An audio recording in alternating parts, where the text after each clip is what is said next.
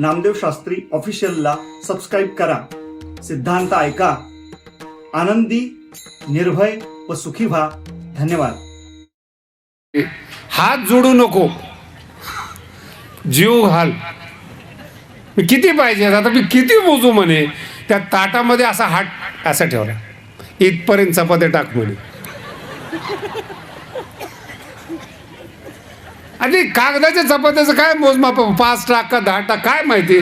माझा जे कोटा आहे त्या मानाने सांगतो. असे ताटामध्ये जी ठेवली तिथपर्यंत चपात्या. तिने जेवढ्या केल्या होत्या ना तेवढ्या तिथपर्यंत झाल्या आणि चपात्या संपल्या. ते भात, ते जेवढे भांडे होते तेवढे घेऊन आले. सगळं असं जवळ ठेवलं. म्हटलं हरी भाऊ जमलं का. पहिला हप्ता ठीक आहे, पुढच्याला बघू. त्याने असं ते हातात पाणी टाकलं, फिरवलं. ती ईद जी बघितली हरिभाऊची आणि 2 चपात्याचा 1 घास पाहिला, म्हणजे जेवतोय हरिभाऊ आणि धापा टाकतोय शेठ. हे काही जेवण्याची पद्धत आहे. बरं झालं 2च आलेत. तू शेठ माझ्याकडे आला, मला म्हणे शास्त्रीजी हे सगळं. म्हणलं काय झालं. म्हणे एवढंच होतं म्हणे. अहो म्हणलं पण आता ते सुरू झालंय त्याचं काम आत्ताशी. मग आता काय करू. म्हटलं हॉटेलमध्ये पाठवा, पुऱ्या फिऱ्या काय असेल ते मागवा, तुम्ही काय टेन्शन घेऊ नका, पण कंटिन्यू चालू ठेवू द्या, त्याचा हात थांबवू नका. म्हटलं नाही तर वाईट माणूस आहे. म्हटलं अरे भाऊ तुम्ही साईज तर बघितलेली त्याची. तरी 4-5 नोकर पाठवले, हॉटेलमधून जेवण सुरू केलं. ते 2-3 व्यवस्थित जेवण झालं. अर्ध बाईला जरा समाधान वाटलं, काय का होईना एक वारकरी आलाय, जेवतोय. पाणी घेऊन आले असे वाढायला. याला वाटलं खीरच आणली. हरिभाऊने विचारलं काय आहे. म्हणे पाणी. अर्ध जेवण झाल्याशिवाय पाणी पित नाही. ते म्हणे अर्ध जेवण म्हणजे माझा संकेत आहे. पाहता ते काही नाईलाज आहे. जेवायला बसलेला हरिभाऊ श्रीमंत माणूस, हॉटेलातून सगळं आणलं. पुण्यातली परिस्थिती सांगतो, सगळं व्यवस्थित जेवला. तास लागला जेवायला त्याला, नेहमीच तास लागतो त्याला. आणि हरिभाऊला म्हटलं हरिभाऊ मागे पुढे पाहायचं नाही, दुसरीकडे जेवायला जायचं नाही, काय असेल तुझं इथंच कर. नाही नाही म्हणे चांगलं घर आहे, चांगला स्वयंपाक केलेला आहे, चांगलं जीव घालतात. मी काही तुला बोलणार नाही, तुझं चालू दे. म्हणलं माझं काय चालू दे. म्हटलं तुझा 1 घास आणि आमचं संपूर्ण जेवण. जेवण झाल्यानंतर उठला, त्याचा ढेकर तो जो शेठ त्या कंपनीचा घराचा मालक होता, त्याने ती बडीशेपची वाटी आणली अशी. आता याची बोटं कुठं मावतात त्याच्यामध्ये. त्याने वाटी घेतली आणि तशीच हातावर टाकली. येतो शेठ, असंच बोलवत जा. आणि उतरायला लागला खाली. मी म्हणलं शेठ 12 वारकरी सांगितले, 2 झालेत, जाताना 10 पाठवून देतो. त्यांनी लोटांगण घातलं महाराज. हॉटेल काढून देतो म्हणे, तिकडं जेव्हा पण माझ्या घरात पुरा वारकरी नको. म्हणलं अहो काय झालं. अहो काय झालं म्हणजे काय, ते जेवण झालं का. ते हे असलं कुठं जेवण असतं काय. तो उतरता उतरता त्या हरिभाऊनी शब्द ऐकले बरं का. उतरता हे काही जेवण झालं का म्हणजे, अशी काही पद्धत आहे का. तिथून हरिभाऊ माघारी वर. आणि जो शब्द बोलला हरिभाऊ, शेठ 1 दिवस तुम्हाला जीव घालता येईना म्हणे वारकऱ्याला. 1 दिवस. तो परमात्मा आम्हाला कसा सांभाळत असेल. पण जे खातो आम्ही ते का पचतं. आम्ही कोणाचं रक्त शोषण करत नाहीत, आमच्या जीवनामध्ये कोणाचं पाप नाहीत, कोणाच्या हृदयाला आम्ही दुखवलेलं नाही, कोणाच्या संपत्तीवर आम्ही टपून बसलेलो नाहीत. जीवनामध्ये एकही जर पाप घडलं नाही, त्याचा कोटा जो असतो तो परमात्म्याचं घर असतं. अहम वैश्वानरो भूत्वा, हरिभाऊचे शब्द आहेत. प्राणिनाम देहमाश्रितः, भगवंत आमच्या पोटामध्ये बसून पचाम्यन्नम चतुर्विधम, मी अन्नाचं पाचन करतो. तो परमात्मा आमच्या पोटात बसल्यामुळे आम्हाला सुख समाधान प्राप्त होतं. तुम्ही लोक देशाला, जगाला, माणसाला शोषित करता, शोषण करून घेता. कसं पचणार तुम्हाला. अरे पचत नाहीत, आम्हाला पचते हेही पचत नाही. म्हणून एक लक्षात ठेवा, अन्नासाठी सुद्धा सहवास चांगल्या माणसाचा लागतो. दळभद्री, दुखी, पापी, असमाधानी माणसाच्या सानिध्यात राहता येत नाही. शब्द नीट ऐका बरं काय बोलले. दुखी माणसावर दया करता येते, दुखी माणसाशी मित्रता करता येत नाही. फरक लक्षात येतो काय बोललो. आणि दुसरा विषय असा आहे, निसर्गानं ज्याला दुखी ठेवलेलं आहे, तुमच्यात काय ताकद आहे त्याला सुखी करण्याची? कोण तुम्ही? काय तुमचा अधिकार आहे? तुमचं दुःख तुम्ही दूर करू शकत नाहीत. दुसऱ्याच्या दुःखाला त्याग देण्याकरता, सोडण्याकरता तुमचा काय अधिकार पडतो त्याच्यामध्ये? पतंजली योगसूत्रामध्ये फार सुंदर सांगितलेलं आहे, मित्रता समान विचाराबरोबर असते. समानशीले व्यसने सुसख्यम, सुभाषितकार सांगतायत. समान विचाराबरोबर. संतांनी संताच्या सानिध्यामध्ये बसावं, व्यापाऱ्यांनी व्यापाराच्या सानिध्यामध्ये बसावं. समान, एकमेकाचं सुखदुःख एकमेकाला कळतं. विषम परिस्थितीमध्ये बसता येत नाही. म्हणून दुःखी लोक आहेत, दया करू शकता, मित्र नाही बनवू शकत. भिकाऱ्याला गरज जेवणाची आहे, जेवण देऊ शकता. काही माणुसकी म्हणून काही घरात त्याला जेवायला आणणार का? हे आमच्या शेजारची खोली घेऊन राहा असं नाही.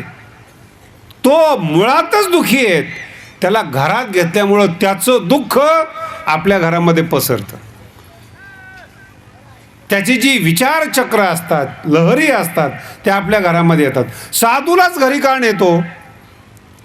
चांगल्या माणसालाच घरामध्ये निमंत्रण का देतो? त्याचे जे विचारचक्र असतात, त्याच्या भोवती फिरणारं जे वलय असतं ते तेजस्वी वलय असतं.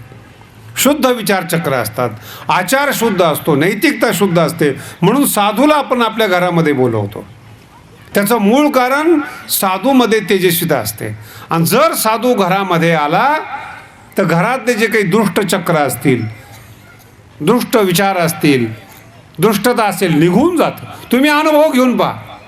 वाईटातला वाईट माणूस घरामध्ये बसवा आणि साधूला घरामध्ये येऊ द्या, तो थांबूच शकत नाही, घरामध्ये बेचैन होतो. हे त्या विचार लहरीचा परिणाम आहे. तो लक्षात येतं काय बोललो. वाईट माणूस घरामध्ये आहे आणि साधू आलेला आहे, नाही राहू शकत. तो एक तर शिव्या देईल, बेचैन होईल, नाही तर घर सोडून जाईल. त्याला विचारलं काय काय, नाही नाही काय थांबायचं या लोकांमध्ये, मूर्ख लोक आहेत, कसला देव आणि कसला धर्म. थांबू शकत नाही.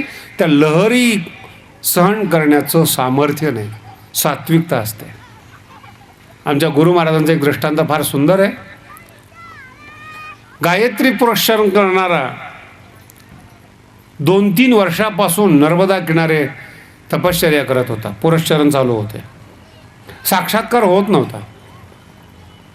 आणि 3 वर्षानंतर एक साधक आला आणि 6 महिन्यामध्ये त्याला सिद्धी मिळाली. त्यांनी उपासना केली भूत प्रेताची, तामस उपासना 6 महिन्यामध्ये पूर्ण. आणि जाता जाता याला टोमणा मारून गेला, अरे 3 वर्ष झाले इथेच आहेस, अजून काही मिळालं नाही. 6 महिन्यामध्ये बघ भूतसिद्धी प्राप्त झाली, रिद्धिसिद्धी. त्यालाही वाटलं बरोबर आहे त्याचं. मग त्यांनी त्याच्याकडून मंत्र घेतला. त्याला वाटलं ही गायत्री उपासना चुकीची आहेत, लवकर प्राप्त होत नाही, म्हणून त्यांनी भूत उपासना सुरू केली. दुसऱ्या दिवशी कानावर आवाज यायला लागला. समोर भूत नाही, कानावर आवाज. काय पाहिजे तुला? ते म्हणजे समोर तर ये. ते म्हणे तुझ्या अंतःकरणामध्ये गायत्री मंत्र स्थापित झाल्यामुळे ते वलय इतकं मोठं आणि तेजस्वी आहेत, मी तुझ्या पुढे येऊ शकत नाही. फक्त काय पाहिजे ते सांग, लांबून तुला आशीर्वाद देतो. तो पुरस्चरण करणारा म्हणला त्याला 6 महिने लागले, मला 1च दिवस. आणि जे प्राप्त झालं ते सुद्धा समोर येऊ शकत. माझा गाढवपणा झाला, मी माझा मार्ग सोडला.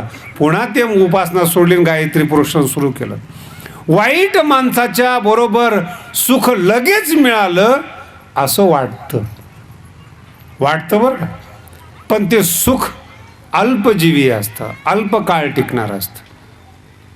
वाईट माणसाची मित्रता अल्पकाळ असते, वाईट माणसाचं प्रेम अल्पकाळ असतं आणि सज्जन माणसाबरोबर मित्रता होत नाही. जर झाली तर ती वाढत वाढत जाते. एका सुभाषितकाराने फार सुंदर वर्णन केलेलं आहे. वाईट माणसाचं प्रेम म्हणजे सकाळच्या उन्हातली सावली. लक्षात येतं? सकाळच्या उन्हातली सावली.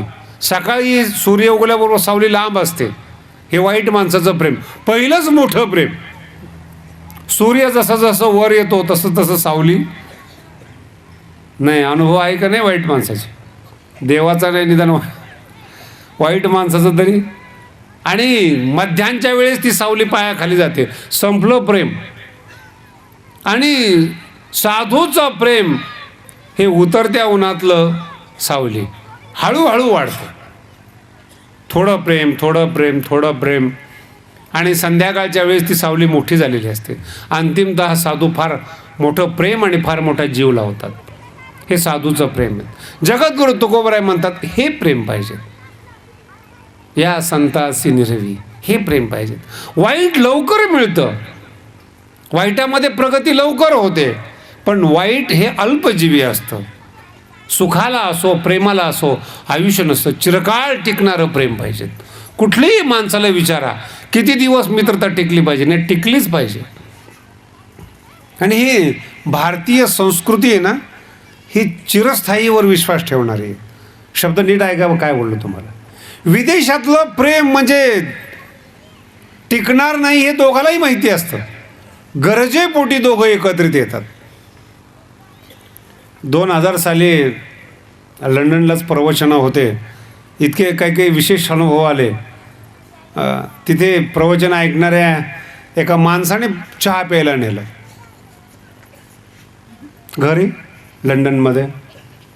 ते चहा प्यायला गेल्यानंतर एक बाई माझ्या समोर बसलेली होती.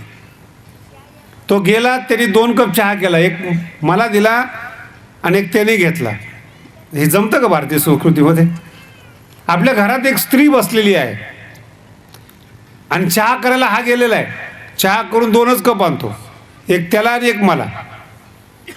हा मलाही काही समजे ना, कारण मला प्यायची सवय नाही ना. प्यायचे तर सगळ्यांनी प्यायचे. आपल्या इथं जेवायचं तर सगळ्यांनी जेवायचे. सहवीर्यं गर्वा. हां, सगळं गुरु शिष्य सगळं मिळून एकत्र काम करण्याची आपली प्रथा आहे. मी सहज विचारलं, अरे यांना चहा दिला नाही का?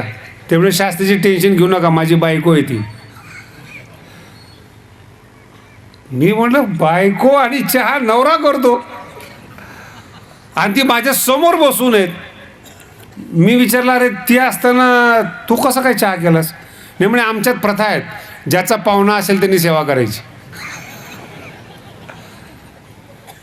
नवरा बायकोमध्ये माझा शब्द काय कसं जीवन जगतात हे मी म्हणून काही अनुभवच विचित्र आहे. नवरा बायकोमध्ये कोणाचा पाहुणा आहे म्हणजे मी त्या माणसाकडून गेलो म्हणून त्यांनी सेवा करायची. जर पत्नीचा पाहुणा असेल तर पत्नीने सेवा करायची, नवऱ्याने करायची नाही. मग 2च कप चहा. अरे म्हणलं ठीक आहे, पण तिला 1 कप केला असतं तर काय बिघडलं असतं? शास्त्रीजी तिला विचारा, मी अजिबात त्रास देत नाही. आम्ही दोघंही या घरामध्ये राहतो, पण 3 महिने झालं मी तिच्याकडून भाडं घेतलं नाही. भाषा कळते? 3 महिने झालं आम्ही दोघं या घरात राहतो, तिच्याकडून भाडं घेतलं. म्हणलं बायकोकडून घराचं भाडं? मी विचारलं खाओ हे काय म्हणतात? नाही नाही खरंच चांगले आहेत म्हणे, 3 महिने झालं मी काही घराचं भाडं दिलं नाही. अरे म्हणले पती पत्नी असून घराचं भाडं नाही? म्हणे शास्त्रीजी भारत विसरून जा. इथे प्रथा अशी आहेत, जे होईल ते दोघांचा अर्धा अर्धा असतं. घर दोघांनी चालवायचं. एकाडी स्वयंपाक केला, एकाडी भांडे घासायचं. म्हणलं काय अत्युच्च संस्कृती आहे, काय अत्युच्च प्रेमाचा शिखर आहे. घरात पती पत्नी राहतात, दोघांनी मिळून भाडं करायचं, दोघांनी काम करायचं. अरे म्हटलं पण हे असं टिकणार केव्हा? पण टिकायचा कुठं प्रश्न आलाय? तिला वाटेल तोपर्यंत राहील. तिला जेव्हा नको असेल त्यावेळेस ती तलाक घेते, मी तलाक घेतो. ती दुसरा नवरा करते, आम्ही दुसरी पत्नी करतो. अरे म्हटलं आम्हाला ऐकायला जड जातं. नाही म्हणे तो तुमचा दोष आहे. शब्द कळाला का? तो तुमचा दोष आहे. भारतीय संस्कृतीमध्ये लग्न तर सोडून द्या महाराज, अकाळी एखाद्या नवऱ्याचं निधन झालं, त्या मुलाच्या नावाने आणि मेलेल्या नवऱ्याच्या नावाने आयुष्यभर स्त्री जगते, हिला भारत म्हणतात. असताना प्रेम टिकवते हा गौण भाग आहे, तो नसताना प्रेम टिकवते ह्याचं नाव आहे भारत, ह्याचं नाव आहे आपण जगतो ती संस्कृती. आता ते एकत्र आल्यानंतर भांडणं होणं, वाद होणं, विवाद होणं, तो ज्याच्या त्याच्या संस्कृतीचा स्वभावाचा प्रश्न आहे. 2 मुलं झालेली आहेत, नाही महाराज, एवढाच माझ्या नशिबामध्ये संसार होता, हीच मुलं मी आता मोठी करणार आहेत आणि गेलेल्या माणसाच्या, असलेल्या नाही, गेलेल्या माणसाच्या नावाने जगणार आहेत. ठीक आहे, कुठं संस्कृतीत याला म्हणतात चिरस्थायी प्रेम. जगायचं आहे ना, चिरस्थायी प्रेम. भारतीय संस्कृतीचे कुठलेही मूल्य हे अजरामर आहेत. परमात्मा अजरामर आहेत, भक्ती अजरामर आहेत. प्रेम करायचंय, अजरामर करायचं. कुठल्याही माणसाला ही तात्पुरती व्यवस्था नको आहे. लक्षात येत आहे? तात्पुरतं नको आहे. तात्पुरतं आहे त्याला विदेश. वर्तमान काळ संपला, उद्या कोणी पाहिलेलं आहे. आपल्या इथे ही प्रथा नाही आहे. प्रेम करावं, ते टिकलं पाहिजे, चिरकाळ टिकला पाहिजे. नवऱ्याचं आयुष्य वाढलं पाहिजे, ही भावना आहे. नवऱ्याचं आयुष्य वाढलं पाहिजे म्हणून ती वटसावित्रीची पूजा, संस्कृतीचे बंधनं, उपवास हे का केली जातात? घरातल्या पुरुषाला प्राधान्य आहेत, कर्तृत्ववान आहेत, म्हणून घर चालणार आहेत, त्याला ईश्वर म्हणून पोचतात. ईश्वर आहे म्हणून नाही, ईश्वर म्हणून त्याच्या अस्तित्वावर घराची ठेवण आहे. तो कमवतो, आपल्यासाठी कमवतो, मुलासाठी कमवतो. त्याचं बाहेर फिरणं हे आपल्यासाठी आहे, म्हणून आपण मान सन्मान द्यायला पाहिजेत. हिला भारतीय संस्कृती म्हणतात. समान हक्क म्हणून नाही. मुंबईमध्ये प्रवचन करत असताना स्त्री मुक्ती चळवळीतली एक बाई आली, गळ्यामध्ये हिऱ्याचा हार, बरं का, बांगड्याला हिरे लावलेले, महागडी साडी. ह्याचं वर्णन करण्याचा अर्थ थोडा वेगळा आहे. नाही तर तुम्ही म्हणा महाराज तुम्ही फार बारीक निरीक्षण करताय, तसं नाही येतो. एवढं महागडं सामान घेऊन मला विचारते, महाराज स्त्री मुक्तीसाठी तुम्ही काहीतरी चळवळ उभी राहायला पाहिजे. म्हणजे मी म्हटलं काय वाटतं? नाही नाही, स्त्री मुक्त झाली पाहिजेत. त्या बाईला म्हटलं कोणापासून मुक्त व्हायचे? ज्याने हिऱ्याचा हार गळ्यात घातला त्याच्यापासून मुक्ती पाहिजे. ज्यांनी सोन्याच्या बांगड्या हातामध्ये आणल्यात त्याच्यापासून मुक्ती पाहिजे. एवढं मोठं महागडं साडी लुगडं घेऊन दिलं त्याच्यापासून मुक्ती पाहिजे. कोणापासून मुक्ती पाहिजे? कुणी खूळ घातलं म्हटलं तुमच्या डोक्यामध्ये? स्त्री मुक्ती म्हणजे काय असतं नेमकं? आपल्या मुलाच्या सुखदुःखापासून मुक्ती पाहिजे. कोणापासून मुक्ती पाहिजे? काय चळवळीचा अर्थ काय? मला म्हणे मी चुकीच्या माणसाकडे आले, तुमच्या डोक्यात ह्या गोष्टी बसत नाही म्हणे. म्हणलं ठीक आहे तुम्ही जा. नाही म्हणे जातेच मी, तुमचं माझं सूत्र जुळू शकत नाही. खरं बोलल्यानंतर राग येतो. स्त्री मुक्ती म्हणजे काय? तिच्यापासून जन्माला आलेली जी मुलं आहेत त्याच्यापासून मुक्ती पाहिजे का? का नवऱ्यापासून मुक्ती पाहिजे? स्त्री मुक्ती म्हणजे काय? ही जी हल्ली नवीन शिक्षित झालेली मंडळी आहेत, काय कुठली संघटना करतील आणि काय करतील काही सांगता येत नाहीत. ही भारतीय संस्कृती नाही आहे. चिरस्थायी प्रेम वाढलं पाहिजे, आयुष्य वाढलं पाहिजेत आपल्या पतीचं, प्रेमाचं टिकलं पाहिजे ते शेवटच्या क्षणापर्यंत. बलिदान देण्याकरता आई तयार असते. आणि याहीपेक्षा एक मोठं सूत्र सांगतो. बलिदान म्हणण्यापेक्षा तिचा मुलगा ज्या दिवशी मोठा झाला ना त्या दिवशी ती मोठी झाली. शिवछत्रपतींची आई अजरामर आहे महाराज, काही करायची गरज नाही. ज्ञानोबरायांची, तुकोबरायांची आई अजरामर आहे. एवढं मोठं रत्न 9 महिने पोटात ठेवून जिने जन्म दिलेला आहे. तुम्हाला असं वाटतं का हे सामान्य विषय? ज्ञानोबरायांच्या जीवनावर चिंतन करत असताना एक मोठा प्रसंग सांगितला आहे, तो पुन्हा सांगतो. समाधीला बसत असताना भगवान श्री ज्ञानोबरायांच्या सगळे लोक, तीर्थ, देव, ऋषी मुनी सगळे हजर होते. 22 वर्षाचे भगवान श्री ज्ञानोबराय समाधीला बसतात आणि सगळे लोक येतात. ज्ञानोबरायांचं वैशिष्ट्य सांगतो तुम्हाला. आणि स्वतः पांडुरंग परमात्मा ही सगळी हजर आहेत. रुक्मिणी माता सहज परिचय विचारते. 22व्या वर्षी समाधीला बसणाऱ्या या योग्यांचे जीवनचरित्राचा भाग काय? अहो, आवडत्या माणसाविषयी जर विचारलं ना, एक प्रश्न विचारला की सगळं मन असं काढून टाकावं असं वाटतं, भरभरून येतं. आणि सांगायला सुरुवात केली. देवो म्हणती रुक्मिणी, हाची एक योगी देखिला नयनी, हेची ज्ञान संजीवनी, जान त्रैलोक्याशी. शब्द नीट आहे का? अर्थ कळणार नाही. बोलणारे भगवंत आहे, ऐकणारी रुक्मिणी, आणि जगातल्या साधू संतांचं विश्लेषण आहेत, ऑपरेशन आहे.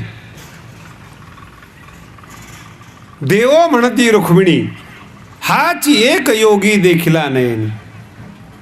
हाच एक योगी आहेत की मी माझ्या डोळ्यांनी सृष्टी निर्माण झाल्यापासून पाहिला. त्यांनी विचारलं काय? नाही, याचंच ज्ञान जगाला तारून जाण्यासारखं आहे. हाच एक योगी देखिला, हेच ज्ञान संजीवनी, जान त्रैलोक्यास. त्यांना विचारलं काय विशेषता आहे? नाही, बाकीचे संत कथा देवाची करतात आणि फोटो स्वतःचा लावतात. भगवान 700 वर्षापूर्वीचं विश्लेषण आहे बरं. कथा जर तुमची रामाची आहे, कथा जर कृष्णाची आहेत, तर पूजा कृष्णाचीच व्हायला पाहिजे. आज आपण घरोघरी भारतीय संस्कृतीमध्ये पहा, सगळ्या साधू संतांचे फोटो घरामध्ये. भगवंत म्हणतात, अरे तुम्ही दुरुस्त करणारे नाहीत, भगवंताचं नाम दुरुस्त करणारे. मग ज्याचं नाम आहे त्याचे फोटो, त्याची पूजा घरात व्हायला पाहिजे. हे फक्त ज्ञानोबराय असेल, त्यांनी भगवंताच्या पूजेचा प्रचार आणि प्रसार केला. धन्य धन्य धरा तरी जो याते दृष्टी निहाळी, तो वाहत येईल टाळी वैकुंठ भुवनासी. भगवंत रुक्मिणीला सांगतात, तो याची करील यात्रा, तो तारील सकळ ही गोत्रा. आळंदीची एक यात्रा जर तुमच्या हातून घडली, विधीपूर्वक, ट्रॅव्हल पद्धतीनं नाही, तिथे थांबणं, ज्ञानोबरायांचा अभिषेक करणं, संध्याकाळी कीर्तन ऐकणं, दुसऱ्या दिवशी पारणं करणं, एक यात्रा जीवनामध्ये घडली, तो वाहत येईल टाळी वैकुंठ भुवनास. काय शब्द आहेत महाराज. आणि भगवंत म्हणतात, अरे हे आळंदीचं क्षेत्र असं आहे, भोवती वनवल्लभ वृक्षी, येथे देव येऊनी होती पक्षी. भगवंताला जर समाधान नाही मिळालं ना, पक्षीचं स्वरूप घेऊन आळंदीमध्ये ज्ञानोबरायच्या अंगातून निघणाऱ्या ज्या लहरी आहेत, दिव्य लहरी आहेत, त्या आपल्या अंगावर पडाव्यात म्हणून देव, देव, ऋषी, मुनी इथे पक्षी येऊन राहतात आळंदीमध्ये. असं वर्णन करायला आलं तर रुक्मिणीच्या डोळ्यातून अश्रू आले, रडायला लागली रुक्मिणी. भगवंत म्हणतात, रुक्मिणी अजून तो वर्णन सुरू केलंय योगीराजाचं, अजून काही पूर्ण झालेलं नाही. रुक्मिणी माता म्हणते, तुम्ही योगीराजाचं वर्णन करतायत, मला योगीराजाचं कौतुक वाटत नाही. हा हिरा ज्या आईने 9 महिने आपल्या पोटात ठेवला, ती बाई धन्य आहे या जगामध्ये. काय शब्द आहेत पहा. ऐसे बोलता हरीशी प्रेम ओसंडले रुक्मिणीशी. रुक्मिणीचं प्रेम नेत्रातून वाहू लागलं. प्रेम ओसंडले रुक्मिणीशी, म्हणे धन्य धन्य जयाचे कुशी ज्ञान देव जन्मले. इथे स्त्रीची पूर्णता आहे, इथे संपूर्णता आहे. मुलांनी जर आकाश भरारी घेतली, गगनभेदी उड्डाण जर घेतली ना, आई तृप्त होते. मुलाला ईश्वर मिळाला, आई सफल होते. मुलगा संत झाला, कुळाचा उद्धार होतो. ही पूर्णता आहे, ही सांगत आहे. म्हणून प्रेम चिरस्थायी असावं, ते टिकलं पाहिजे, ही तिची भावना असावी. मुक्ती पाहिजे स्त्रीला, हा विषय स्त्रीच्या जीवनात येत नाही. हे विदेशी लोकांचा, भोगवादी लोकांचा दृष्टिकोन आहे. जगद्गुरु तुकोबाराय सांगतात, तो जीवनात नको आहे. संत ज्याच्या सानिध्यातून होता येतं, ईश्वर साक्षात्कार ज्याच्या सानिध्यातून होतो तीच संत संगती, हेच दे या संतासी निरवी, हेच दुसरं काही नको. तुका म्हणे आता उदार तू होई. औदार्य, औदार्य शब्दाचा अर्थ आहे उदारपण. धारण कर आणि मज ठेवी पायी संताची. कोणाकडेही नको, सत्ताधारी लोकांकडे नको, श्रीमंताकडे नको, काही नको. जे संत निरपेक्ष प्रेम करतात त्यांच्या चरणाजवळ मला ठेव, काही मागत नाही. आणि साधू हे कल्पतरू असतात. चला कल्पतरूचे चालते कल्पतरू, चला शब्दाचा अर्थ चालते. चला कल्पतरूचे आरव, चेतना चिंतामणीचे गाव, जिवंत संत चिंतामणी आहेत. जी इच्छा कराल संत पूर्ण करतात. कल्पतरूच्या खाली बसल्याप्रमाणे संतांची सावली असते, संतांचे शब्द असतात. माऊली बोलतात त्याप्रमाणे त्यांचे शब्द असतात, हृदयाला भेदून जातात, जीवनाचं कल्याण होतं. जगद्गुरु तुकोबाराय सांगतात, काहीही जीवनामध्ये नको, फक्त संत संग देई सदा. तुझा विसर भगवंता कधी पडू नये आणि संत सानिध्य हे मिळावं. याच्या अतिरिक्त मानवी जीवनात कुठेही सुख दडलेलं नाही. कुठल्याही माणसाकडे जा, दुःखाचे गाऱ्हाणे सांगतो, दुःखाने भरलेल्या कथा व्यथा सांगतो, पण आनंदाची आणि सुखाची गोष्ट कोणी सांगत नाही. ते साधू संत सांगतात. साधू संत आनंदी जीवन जगतात. म्हणून गाथा वाचा, आनंदाने उथमलेला गाथा आहे. ज्ञानेश्वरीमध्ये ब्रह्मरस अक्षरामध्ये मुरलेला आहे. ज्ञानेश्वरी ऐकत असताना असं वाटतं की जसं काही आनंदाच्या लहरी, ब्रह्मानंदाच्या लहरी आपल्याला शिवून पुढे जात आहेत, हा भास होतो. आणि हे अनुपम ग्रंथ निर्माण केलेत साधू संतांनी तुमच्या आणि आमच्यासाठी. नामदेव शास्त्री ऑफिशियलला सबस्क्राईब करा. सिद्धांत ऐका. आनंदी, निर्भय व सुखी व्हा. धन्यवाद.